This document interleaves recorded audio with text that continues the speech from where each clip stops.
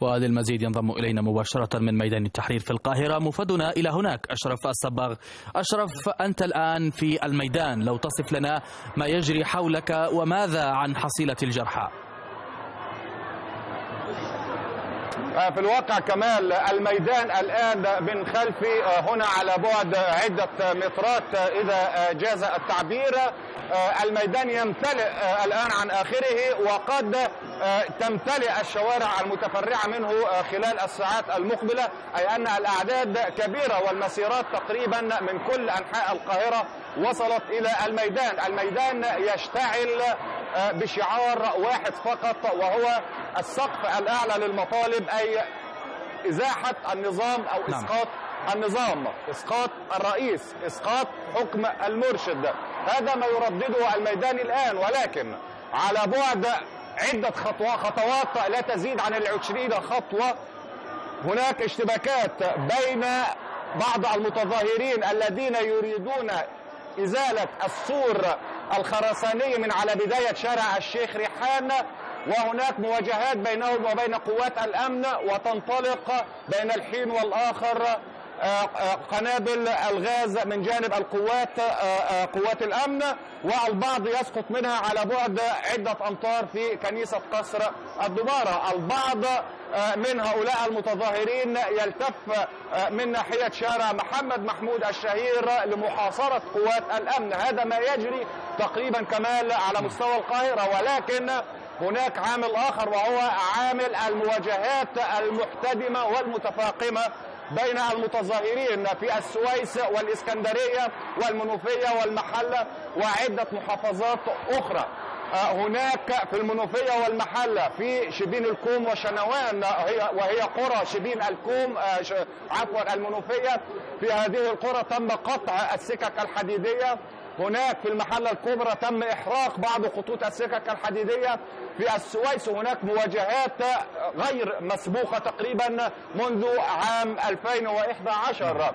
هناك أعداد كبيرة من الجرحى سواء في الإسكندرية أو في القاهرة أو في السويس، ولكننا لا نستطيع أن نحصي هذه الأعداد.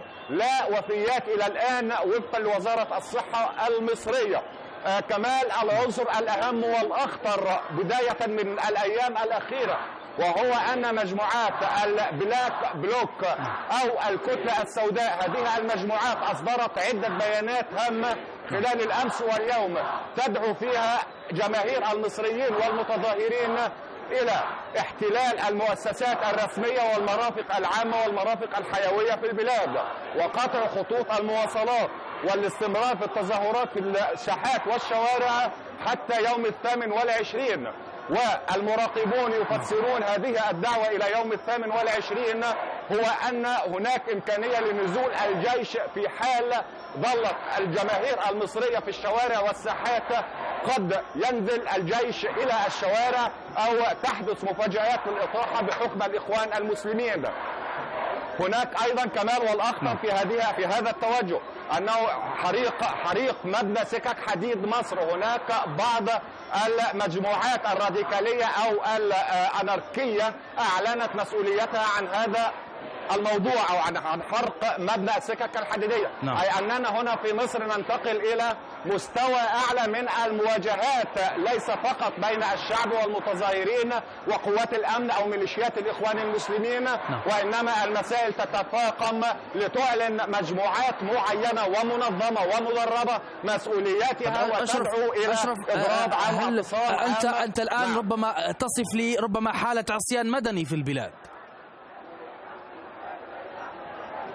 هناك دعوات لعصيان مدني جزئي لأن المصريين لم يتمكنوا من وصول هذه الدرجة للإضراب العام في مصر. ولكن الدعوات الأخطر من جهات منظمة ومجموعات منظمة هي مسألة احتلال أو شغل المرافق الحيوية والمؤسسات الحكومية وقطع طرق المواصلات وتعطيل العمل بشكل عام والتواجد لمدة 3 أيام كاملة إلى حين يتم تقرير الأمور وفقا أو على ضوء الأمر الواقع. أشرف، إلى حد الآن كيف هي ردود فعل قوات الأمن في الشارع؟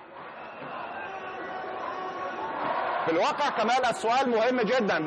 قوات الأمن أعلنت أنها سوف تؤمن المرافق الحيوية والمؤسسات العامة، بينما أعلنت قوات الجيش أنها سوف تغلق مداخل ومخارج القاهرة لاحتياطات أمنية.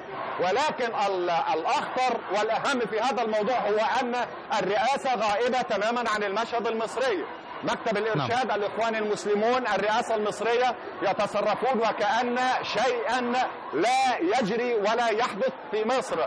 هناك حالة تجاهل تامة وكاملة من قبل الأجهزة والمؤسسات الرسمية في الدولة لما يجري في مصر، والمراقبون ووسائل الإعلام تقدر الأعداد المتواجدة في شوارع المدن المصرية بأكثر من 10 ملايين إلى الآن، وقد يتزايد هذا العدد، علما بأن الغد سوف يشهد محاكمات مجزرة بورسعيد. طيب هناك أيضا المحاكمات، لكن دعنا في هذه التظاهرات، هذه الحالة الميدانية الآن في الشارع، هل ستستمر في الساعات المقبلة غدا وبعد غد أم أنها سوف تنتهي بانقضاء هذا اليوم؟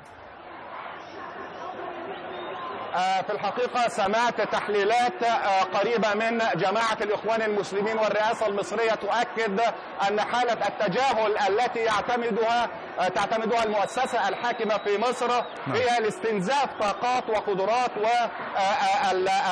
والتعبئة الموجودة في لدى الجماهير، وبالتالي بعد يوم أو يومين سينصرف الجميع إلى بيوتهم بعد أن يتعبوا، ولكن الواقع يؤكد عكس ذلك. كمال من القاهرة، من ميدان التحرير بالضبط في القاهرة، موفد روسيا اليوم، أشرف الصباغ، شكرا جزيلا لك على كل هذه التفاصيل.